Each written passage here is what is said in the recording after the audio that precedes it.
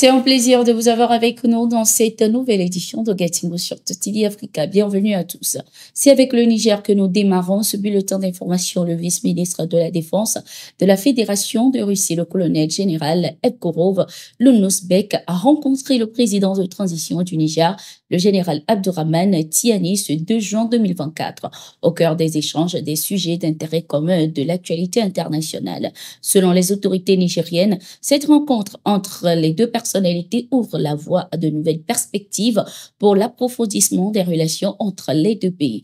Notons que plusieurs membres du CNSP, dont le général de brigade Mohamed Toumba, ministre d'État de l'Intérieur, de la Sécurité publique et de l'administration du territoire, le colonel Ibro Amadou Bacharou, ont pris part à cette réunion. Le général Abdourahmane Tiani avait déjà appelé la mobilisation accrue des acteurs économiques russes pour investir au Niger. Rappelons que le 4 décembre 2023, le général Abdourahmane Tiani avait déjà reçu le vice-ministre de la Défense russe dans le cadre d'une visite de travail où il y a eu une séance de travail avec le ministre d'État de la Défense nationale, le général de corps d'armée Salifou Modi. À l'issue de cette séance, un mémorandum de coopération multisectorielle entre le Niger et la Fédération de Russie avait été signé.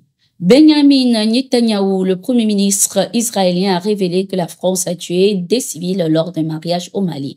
Il comparait cette situation à celle de Gaza où plusieurs civils ont été tués dans des frappes israéliennes. Ces déclarations du premier ministre israélien ont été faites lors d'un entretien accordé aux journalistes de LCI. D'autant qu'un cessez-le-feu est demandé par la communauté internationale dans la guerre entre le Hamas et l'Israël. Face à l'ampleur que prenaient les frappes dans la bande de Gaza et environ, la Cour pénale internationale a de son côté décidé d'émettre un mandat d'arrêt international contre Benjamin Netanyahou et son ministre de la Défense. Contre toutes les accusations de cibler volontairement les civils lors des frappes de son armée, Benjamin Netanyahou se défend et évoque des erreurs plus tôt. Il refuse de ce fait qu'on lui colle des étiquettes de criminel. La France a tué des civils lors d'un mariage au Mali, mais je ne dirais pas que Macron est un criminel de guerre ou que l'armée française l'a fait intentionnellement, a-t-il indiqué. Le président capverdien José Maria Neves a laissé entendre que la CEDEAO s'est éloignée de sa mission première. Il a notamment pointé du doigt l'écart préoccupant entre les objectifs initiaux de l'organisation et son fonctionnement actuel. L'un des problèmes de la CEDEAO réside justement dans son évolution vers une entité politique au-delà de sa vocation initiale d'intégration économique, a-t-il martelé. Le président capverdien a également attiré l'attention sur l'incapacité de la CEDEAO à s'attaquer efficacement aux problèmes de sécurité qui déstabilisent la région, et ce, malgré ses 5 décennies d'existence.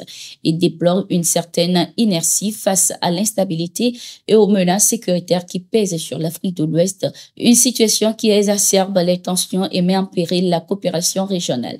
Il a par la même occasion appelé à des réformes structurelles profondes, soulignant la nécessité de changements significatifs pour que la CEDEAO puisse retrouver sa vocation originelle et répondre de manière adéquate aux défis actuels. Dans un communiqué ce 3 juin 2024, l'Union africaine a invité le gouvernement malien à reconsidérer la décision de suspension des activités des partis politiques et des associations. Le Conseil paix et sécurité de l'institution a déploré l'absence de participation politique inclusive au cours du dialogue intermalien tenu du 13 avril au 10 mai 2024. Le Conseil a de ce fait demandé à la Commission de l'Union africaine d'organiser une mission d'information au Mali pour discuter des conclusions du dialogue intermalien et travailler avec les autorités de transition pour identifier les possibilités de collaboration et de mise en œuvre.